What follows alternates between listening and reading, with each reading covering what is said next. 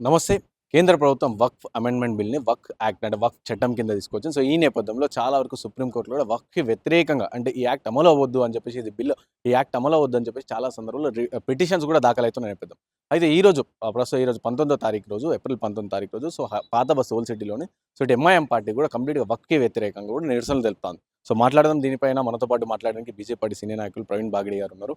అన్న నమస్తే అన్న. జై శ్రీరామ్. చెప్పండి అసలు ఏంది అంటే వక్ఫ్ గురించేమో మీరు పేద ముస్లిమ్స్ కోసం వక్ఫ్ తీసుకొస్తా అని చెప్పి బీజేపీ పార్టీ చెప్తుంది. కానీ ఎంఐఎం ఏమో ఇది మా హక్కులను కాలరాస్తున్నారు అని చెప్పేసి వాళ్ళు చెప్తారు. అసలు ఏం చెప్తారు మీరు? యాక్చువల్ చూడాలంటే ఈ వక్ బిల్ వచ్చింది ఎవరి గురించి వచ్చింది? పేద ప్రజల గురించి వచ్చింది. ఎందుకంటే లక్షల లక్షల కోట్ల రూపాయలు ఎవరు తీసుకుంటున్నారు? ఎవరు లొంగి తీసుకుంటున్నారు? పేద ప్రజల దగ్గర నుంచి, ముస్లిం ప్రజల దగ్గర నుంచి ఈ ఎంఐఎం పార్టీ. ఎక్కువ శాతంగా వక్ బోర్డ్ ల్యాండ్ ఆక్యుపై చేసుకున్నారు ఎవరు? కబ్జా ఎవరి దగ్గర ఉన్నది? ఈ అవైసీ బ్రదర్స్ దగ్గర ఉన్నది. సో వాళ్ళు చూడాలంటే వాళ్ళు పేద ప్రజల గురించి చెప్తున్నారు కదా. వాళ్ళు ఎంతో ల్యాండ్ వాళ్ళు ఆక్యుపై చేసుకుని పెట్టుకున్నారు కదా. ఇప్పుడు డబుల్ బెడ్రూమ్ అక్కడిక్కడ గవర్నమెంట్ దగ్గర పోతున్నాం, ఆడపోతున్నాం, ఈడ చెప్తున్నామని చెప్తున్నారు వాళ్ళు పేద ప్రజల గురించి. మేము బీఆర్ఎస్ పార్టీలో కలిసిపోయినాం ముస్లిం ప్రజల గురించి. మేము కాంగ్రెస్ పార్టీలో కలిసిపోతున్నాం. ఏ పార్టీ వస్తే ఆ పార్టీలో వీరు కలిసిపోతారు కాళ్ళు పట్టుకొని. నేను చెప్పేది ఒకటే అన్న, చేస్తున్నారంటే పేద ప్రజల గురించి, ముస్లిం ప్రజల గురించి చేస్తున్నారంటే పని చేయాలన్నా, వాళ్ళ డెవలప్మెంట్ గురించి ఆలోచించుకోవాలన్నా, కొట్లాడు గురించి కాదు. వాళ్ళ ఫ్యూచర్ గురించి ఆలోచించుకోవాలన్నా, ఎడ్యుకేషన్ గురించి ఆలోచించుకోవాలన్నా, మంచి ముందుకు తీసుకుపోవాలని డెవలప్మెంట్ గురించి ఆలోచించుకుంటూ అంటే వక్ఫ్ వల్ల ఇవన్నీ ఎడ్యుకేషన్ వాళ్ళకి మెయిన్‌గా హెల్త్ కావచ్చు, ఎడ్యుకేషన్ ఇవన్నీ కూడా డెవలప్ చేస్తున్నామని చెప్పేసి ఓవైసీ బ్రదర్స్ చెప్తారు కదా. అంటే మీరు ఓల్డ్ సిటీలోనే ఉంటారు కదా. ఏడే చేస్తున్నారన్నా, అవేసి హాస్పిటల్స్ అవన్నీ ఉన్నాయి కదా. ఏడే పేద ప్రజల గురించి ఉందా అది? కార్పొరేట్గా పెట్టుకున్నారు, లక్షల డబ్బులు తీసుకుంటున్నారు. 20 రూపాయలకి మేము ఓన్లీ చెక్ చేసి పేద ప్రజలకి పంపిస్తున్నారు అన్నారు. 20 రూపాయలు ఏడ ఉందన్నా, ఆడపోతే వందలు దోచుకుంటున్నారు. ఏమైనా అడ్మిట్ చేయాలంటే 50,000 1,50,000 రూపాయలు డిపాజిట్ చేయకుండా వాళ్ళు అడ్మిట్ చేసుకుంటలేరు. అసలు చూస్తే ఏం నడుస్తలేదనా. వక్ బిల్ గురించి చెప్తున్నా. ఇవాళ సాయంత్రం కూడా మీటింగ్ పెట్టిండు వాళ్ళు వక్ బోర్డు గురించి. రాజ్యాంగానికి వ్యతిరేకంగా మీటింగ్ కూడా పెట్టిండ్రు. పర్మిషన్ ఎవరు ఇచ్చిండ్రు? వాళ్ళ అలయన్స్ పార్టీ కాంగ్రెస్ ఇచ్చిండ్రు. గవర్నమెంట్ అంటే మొత్తం గవర్నమెంట్ ఇంకా ఎంఐఎం పార్టీ ఇద్దరు కలిసి ఆ వక్ బోర్డ్ మీటింగ్ని, అది కూడా చెప్తున్నాను, వక్ బోర్డ్ దారుసలాం అంటే ఒక ఎంఐఎం పార్టీ ఆఫీస్, అది పార్టీ ఆఫీస్.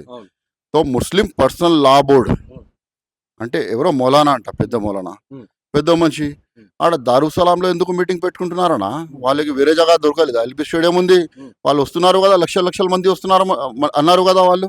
వక్ బోర్డు వ్యతిరేకంగా అమెండ్మెంట్ బిల్ వక్ బోర్డుది అయిపోయింది. రాజ్యాంగ విరుద్ధంగా కాలే. లోక్సభలో అయిపోయింది, రాజ్యసభలో అయిపోయింది. పారిత అయిన తర్వాత వీళ్ళెవరన్నా రాజ్యాంగానికి వ్యతిరేకంగా పోతారా? ఓకే, 7 days టైం ఇచ్చిండు సుప్రీంకోర్టు కూడా. అప్పటి వరకు ఆగాలన్నా కదా. మధ్యలో ప్రొటెస్ట్ ఎందుకు చేస్తున్నారు? అది కూడా రాజ్యాంగం అంటే రాజ్యాంగాన్ని మీరు ఆలోచించుకొని పెట్టుకోవాలన్నా, సైలెన్స్ ఉండాలన్నా. 7 days ఇచ్చిన తర్వాత అందులో కూడా ప్రొటెస్ట్ చేస్తున్నారు. అది కూడా మోదీ గవర్నమెంట్కి చేయాలన్నా, పార్టీకి చేయాలన్నా అంటే దేశానికి విరుద్ధంగా పోతున్నారు. షరియా లా అంటున్నారు. షరియా లా ఎవరన్నా? మన బాబాసాహెబ్ అంబేద్కర్ రాసిన రాజ్యాంగం ఒకటి ఉన్నది మనకి. అది 370 ఆర్టికల్, జమ్మూ కాశ్మీర్ నుంచి కన్యాకుమారి వరకు ఉన్నది మనకి. ఇండియాలో ఒకటే రూల్ ఉంది మనకి, బాబాసాహెబ్ అంబేద్కర్ రాసిన కాన్స్టిట్యూషనే. దాని ప్రకారం వెళ్ళాలి. ముస్లిం పర్సనల్ లా బోర్డు ఎలాగుందా వీళ్ళకి? అంటే లా బోర్డు ముస్లింలకి ఎలాగుంది, షరియా కానూన్ ఎలాగున్నది వాళ్ళకి. అంటే మా దేశంలో ఉన్న బాబాసాహెబ్ అంబేద్కర్ రాసిన పుస్తకం ఏం లేదా? మన వ్యతిరేకంగానే పోతున్నారు కదా వాళ్ళు బాబాసాహెబ్ అంబేద్కర్ రాసిన రాజ్యాంగానికి. అంటే బీజేపీ పార్టీ వక్ఫ్ అమెండ్మెంట్ బిల్ తీసుకొచ్చి సో కంప్లీట్గా ముస్లింల హక్కులను కాలరాస్తుంది. సో మా ముస్లింలని కావచ్చు, మా భూములు లాక్కోవడానికి వక్ఫ్ బిల్ తీసుకొచ్చారని చెప్పేసి ఎంఐఎం కావచ్చు, కాంగ్రెస్ పార్టీ చెప్తాం. లేదన్నా, ఆ అన్యాయం జరగొద్దు. ఎందుకంటే మొత్తం కబ్జా చేసుకున్నారు ఎవరు? ముస్లింలే. రౌడీ షీటర్ల కింద పోయింది, ఆ కబ్జాదారులు కింద వెళ్ళిపోయింది వక్ఫ్ బోర్డ్ ల్యాండ్. పేద ప్రజలకి ఏడ దొరికిందన్న? ఓకే, మసీదులు కడతామంటున్నారు, అది మదర్సాలు కడతామంటారు. ఎన్ని మదర్సాలు కట్టినన్నా, ఎన్ని మసీదులు కట్టిండ్రు? 6 ఎకరాల ల్యాండ్ మీద శాస్త్రీపురం, తెలంగాణ హైదరాబాద్లోనే ఉన్నది. శాస్త్రీపురంలో ఎవరి ఇల్లు ఉంది? అసదుద్దీన్ ఓవైసీ, అక్బరుద్దీన్ ఓవైసీ పెద్ద ఇల్లులు ఉన్నాయి. అంటే రాజ్మహల్ లాగా ఇల్లులు కట్టుకుంటారు. పేద ప్రజలకి ఏమన్నా కట్టారా వాళ్ళు? ఇంకా 4,000 ఎకరం ఎవరి దగ్గర ఉంది ల్యాండ్? అందరికీ తెలుసు. 4,000 ఎకర్ జమీన్ అసదుద్దీన్ ఓవైసీ దగ్గర ఉన్నది అని అందరికీ తెలుసు. అంతా ఉన్న తర్వాత పేద ప్రజలు గుర్తుకొస్తలేరా వాళ్ళకి? ఇంకొకటి చెప్తున్నానా, వాళ్ళు చేసేది ఒకటి, చెప్పేది ఒకటి చెప్తున్నా. దేశానికి మొత్తం వ్యతిరేకంగా పోతున్నారు, దేశానికి వ్యతిరేకంగా పనిచేస్తున్నారు. నేను చెప్పేది ఒకటి, చేసేదంటే వాళ్ళ దేశంలో ఉండాలంటే మన దేశం బాబాసాహెబ్ అంబేద్కర్ రాసిన కానూన్ కాన్స్టిట్యూషన్ని కూడా వాళ్ళు ఒప్పుకోవాలన్నా. వాళ్ళకి వ్యతిరేకంగా పోవద్దు. అంటే ఈరోజు నిరసనలు కూడా వెళ్తాను. మేము ఇది కంప్లీట్గా ఈ బిల్లు వెనక తీసుకునే దాకా మేము అసలు తగ్గము. సో బంగ్లాదేశ్లో కూడా కావచ్చు, వెస్ట్ బెంగాల్లో కూడా చూడొచ్చు మనం ఏ విధంగా అయితే అల్లర్లు కూడా జరుగుతుంది. సో దీని గురించి చెప్తాను. అది కూడా అన్న చెప్తున్నా, వాళ్ళు కావాలన్నామని మా హిందువులని రెచ్చగొట్టడానికి దారుసలాంలో హిందూ ఏరియాలో మీటింగ్ పెట్టిండన్న. ఎందుకన్నా అది అవసరమా? వాళ్ళు హిందూ ముస్లిం ఒకటే అంటారు, గంగా జమున తహజీబ్ ఒకటే అంటారు, మా ముస్లిం దళిత్ ఒక జేబీఎం అంటే ముస్లిం దళిత్ ఒకటి అంటారు, చెప్తున్నారు కదన్న. కానీ ఈ బోర్డు పెట్టిండు కదన్న, వక్ బోర్డు కమిటీలో గైర్ మజబ్ అంటే హిందువులు కూడా పెడతామంటున్నారు. ఆడ ముస్లింలకి అన్యాయం జరగొద్దు, న్యాయం పరంగా పోవాలన్నా అంటే ఒక హిందూ ఉండాలన్నామని చెప్పిండన్న. తో తప్ప అది గవర్నమెంట్ మళ్ళీ మీరు ఒప్పుకుంటారు మళ్ళీ గుళ్ళలో కూడా ఒక ముస్లిం అభ్యర్థి ఉంటాంటే మన టీటీడీ బోర్డు కావచ్చు ఇలాంటి ఎండోమెంట్ లో కూడా కొంతమంది ముస్లిమ్స్ ఒకవేళ అవైలబుల్ ఉంటే మీరు యాక్సెప్ట్ చేస్తారా మళ్ళీ? అన్న ఒకటి చెప్తా, వీళ్ళ హిందువుల గుడిలు మొత్తం కబ్జా చేసుకున్నారు ఎవరు? ఆ అక్రాంతాలు వచ్చి ముగ్గుల నుంచి తుర్కిస్తాన్ నుంచి వాళ్ళు వచ్చి కబ్జా చేసుకున్నారు కదా. మళ్ళీ గుడిలు పగలగొట్టి బాబరీ మస్జిద్ కట్టిండు. మేము న్యాయపరంగా ఉన్నామని బాబరీ మస్జిద్ అంటే కాల్ చేసి మొత్తం మా శ్రీరామ మందిరం గుడి కూడా కట్టుకున్నాం. 400 సంవత్సరం గడిచింది దానికి కూడా. కానీ మేము న్యాయపరంగా పోవాలని మాకు ఉంది. దాని గురించి చెప్తున్నా, ఈ ఎండోమెంట్ డిపార్ట్మెంట్ ఉన్నారు కదా, ఎండోమెంట్ డిపార్ట్మెంట్ ల్యాండ్ చాలా ఇప్పుడు కూడా చెప్తా, శాలిమండాలో కొన్ని గుడులు ఉన్నాయి, ప్రాచీన గుడులు ఉన్నాయి, 1000 సంవత్సరం కిందది ఉన్నాయి, 15 సంవత్సరం కిందది ఉన్నాయి. ఆ గుడిలో కబ్జా ఎవరు చేస్తున్నారు? Ayub Khan rowdy sheeter MIM కిందనే అవుతుంది కదా మొత్తం. ఎవరు చేస్తున్నారు? మొత్తం ఈ ల్యాండ్ మొత్తం గుడిల ల్యాండ్ వాళ్ళే ఆక్యుపై చేస్తున్నారు. హోల్సేల్ నుంచి హిందువులు వెళ్ళిపోతున్నారు. అంటే ఎవరి వల్ల వెళ్ళిపోతున్నారు? ఆ ఇల్లులు ఎవరు కొంటున్నారు? ఈ వీళ్ళే కొంటున్నారు కదా ఎంఐఎం వాళ్ళు. ఎంఐఎం మొత్తం ఎందుకంటే బ్రోకర్ లాగా ఎంఐఎం వార్డు మెంబర్లు పెట్టుకున్నారు, కార్యకర్తలను పెట్టుకొని ఆ లోకల్లో కమిటీలు వేసుకొని ఆ మొత్తం చిన్న మస్జిద్ కట్టుకున్నారు, గల్లీకి ఒకటి ఆ పొంగల్ పెట్టుకొని హిందువులు వెళ్ళిపోవాలన్నామని ఇక్కడ నుంచి కావాలన్నామని షడ్యంత్రం చేస్తున్నారు కదా వాళ్ళు. అంటే మెయిన్ గా చూసుకుంటే వాళ్ళు ఏమంటారు ఒకటే, అంటే మా వక్ఫ్ అమెండ్మెంట్ బిల్లో సో హిందూస్ అంటే ఇద్దరు ఏదైనా ముస్లిం కాకుండా ఇంకేదైనా సరే కమ్యూనిటీ వాళ్ళ మెంబర్స్ కూడా పార్టిసిపేషన్ ఉంటుందని చెప్పేసి వక్ఫ్ బోర్డు బిల్ చెప్తుంది.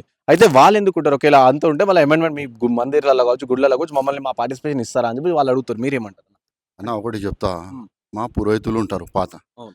వాళ్ళు ఏమంటే వేదాలు నేర్చుకున్నారు, హిందూ పంత్రాలు నేర్చుకున్నారు. వాళ్ళు గుడిలు అంటే మేము గుడి పూజ చేసుకుంటాం, మమ్మల్ని కాఫీ చెప్తారు కదా అన్న వాళ్ళు. మేమైతే మా దేశంలో అంతకుముందు పార్టీషన్ జరిగింది. బాబాసాహెబ్ అంబేద్కర్ జీ కూడా ఏమన్నారంటే పార్టీషన్ జరగాలన్నా, కానీ ధర్మం పేరు మీద కాదు. ఓన్లీ దేశం అంటే వాళ్ళకి ఏమైనా ప్రాబ్లం ఉంటే మొహమ్మద్ అలీనాకి వెళ్ళిపోమనండి, వాళ్ళకి ఒక టీం పెట్టుకొని వెళ్ళిపోమనండి. కానీ మొత్తం ధర్మం పేరు మీద వెళ్తున్నారు అంటే మొత్తం దేశం నుంచి ముస్లింలు వెళ్ళిపోవాలని అన్నారు. కానీ కొన్ని పాత ముస్లింలకి ప్రేమ ఉంది హిందుస్థాన్ మీద, మన దేశం మీద. వాళ్ళు ఉండిపోయాడు. ఉన్న తర్వాత మన దేశానికి వ్యతిరేకంగా పోతున్నారు కదా అన్న వాళ్ళు. మన దేశానికి వ్యతిరేకంగానే పోతున్నారు కదా. టెర్రరిస్ట్ యాక్టివిటీ అవుతున్నాయంటే ముస్లింలే వస్తున్నారు, మన మీద బాంబుల దాడి జరుగుతున్నాయి, ముస్లింలు ఉంటున్నారు. ఇప్పుడు చూడండి మమతా బెనర్జీ మొత్తం ఆడ రోహింగ్యాలు బంగ్లాదేశీలు మొత్తం మన మీద అటాక్ చేస్తున్నారు. ఇంట్లో నుంచి గుంజి తీసుకుపోయి బర్డ్ చంపేస్తున్నారు. ఎవరు చూస్తున్నారన్నా? ఏ గవర్నమెంట్ చూస్తున్నది? ఏ దేశం చూస్తున్నది? మొత్తం చూడాలన్నా ఏమన్నా చేసుకోవాలంటే మొత్తం హిందువుల మీద అత్యాచారమా మొత్తం? మేము మమతా బెనర్జీ కూడా చెప్తున్నా, ఇప్పుడు వాళ్ళు ఆగకపోతే ఆడ మన హిందువుల మీద అత్యాచారం ఆగకపోతే మేము ఏ విధంగా పోవాలన్నా ఆ విధంగా పోతాం. మళ్ళీ మేము ఉల్టా అయిపోతే మళ్ళీ ఎక్కడనో వెళ్ళిపోతుంది. ఈ మాట చెప్తున్నాను. అంటే నిన్న బండి సంజయ్ గారు కూడా ప్రెస్ మీట్ పెట్టి చెప్పడం జరిగింది. అంటే హైదరాబాద్ లో కూడా అంటే ఇటు హైదరాబాద్ లో ప్రొటెస్ట్ కూడా చేస్తున్నారు ఎంఐఎం. దానికి కాంగ్రెస్ పార్టీ కూడా సపోర్ట్, అంటే కాంగ్రెస్ పార్టీ కూడా వక్ఫ్ బిల్ కి వ్యతిరేకంగానే ఉంది. అయితే అక్కడ కూడా హైదరాబాద్ లో కూడా ఈ విధంగా బంగ్లాదేశ్ లో వెస్ట్ బెంగాల్ ఏ విధంగా అయితే జరుగుతున్నాయి అదే విధంగా హైదరాబాద్ లో కూడా జరుగుతాయి, అంటే శాంతి భద్రతలు అన్ని కూడా ప్రాబ్లం అవుతాయి అని చెప్పి బండి సంజయ్ గారు చెప్తారు. సో మీరేం నిజంగా అట్లా అవుతుంది అంటారా హైదరాబాద్? ఎందుకు కాదన్న, కాంగ్రెస్ గవర్నమెంట్ ఎప్పుడెప్పుడు వస్తుంది అల్లర్లు జరుగుతుంది, హిందూ ముస్లిం గొడవలు జరుగుతుంది. అంతకుముందు ఇప్పుడు బీజేపీ గవర్నమెంట్ ఎక్కడెక్కడ ఏ రాజ్యంలో ఉన్నాయి ఆడ గొడవలు జరుగుతున్నాయా? యూపీ అయితే మొత్తం ఒక అండర్ ఏమంటే లాలో నడుస్తున్నది, స్ట్రిక్ట్ ఉంది, సెక్యూరిటీ మొత్తం టైట్ ఉన్నది. ఆడ మొత్తం బాగానే తీసుకుపోతున్నారు యోగీజీ కూడా. సో దాని గురించి ముఖ్యమంత్రి రావాలంటే అటువంటిది ఉండాలని, లా అండ్ యాక్ట్ కొద్దిగా కంట్రోల్లో ఉండాలి. ఇక్కడ కంట్రోల్లో లేకుండా అన్కంట్రోల్గా పెట్టేసిండు. ఆ గవర్నమెంట్ వాళ్ళకి సపోర్ట్ ఇచ్చిన అంటే అల్లరు సృష్టించే కార్యక్రమం చేస్తున్నాడు కదా గవర్నమెంట్ కూడా. అల్లరు జరిగితే ఇక్కడ బీజేపీకి ఏం కాదన్న, బీజేపీ అంటే అందరు హిందువులు బీజేపీకి సపోర్ట్ చేస్తారు. బీజేపీకి ఓటు వేయకపోయిన హిందువులు, కానీ మేమైతే హిందువుల గురించి నిలబడతాం. కానీ ఆ ముస్లిం నిలబడతారన్న, హిందూ ముస్లిం ఏకతా చెప్పి జేబీఎం చెప్పేసి వాళ్ళు నిలబడరు. ఇంకొకటి మన ఇవాళ ప్రోగ్రాం పెట్టిండు, హిందువులకి విరుద్ధంగా పెట్టిండు, దేశానికి విరుద్ధంగా పెట్టిండు, బాబాసాహెబ్ రాసిన కాన్స్టిట్యూషన్ విరుద్ధంగా పెట్టిండు, గవర్నమెంట్ విరుద్ధంగా పెట్టిండు. ఆ గవర్నమెంట్కు సపోర్ట్ చేస్తున్న ఈ గవర్నమెంట్ కూడా మా సెంట్రల్ గవర్నమెంట్కి విరుద్ధంగానే ఉన్నది. సో ఫైనల్గా ఏం చెప్తారన్న మీరు? ఓవైసీ బ్రదర్స్ కావచ్చు, వక్ఫ్ బోర్డ్ సంబంధించిన బిల్ కావచ్చు, ఈ కాంగ్రెస్ పార్టీకి ఏం చెప్పాలనుకుంటున్నారు? నేనైతే ఒక మాట చెప్తున్నానా, ఇప్పుడు సుధరాయించిపోతే వాళ్ళు మళ్ళీ ఫ్యూచర్లో ఎప్పుడు లేదు. ఇప్పుడు మా హిందువులు కూడా కొద్దిగా జాగ్రత్త కావాలన్నా, బయటికి రావాలన్నా, వాళ్ళు ఏమైనా ఇవాళ జరిగితే సాయంత్రం ఆ కారణం ఎవరు అవుతారు? ఆ గవర్నమెంట్ అవుతుంది. ఎవరు? State government Telangana. దానికి ఏమైనా జవాబు ఇవ్వాలంటే మేమే ఇస్తాం. మరి మేము హిందువులందరూ ఏకంగా అయిపోతాం.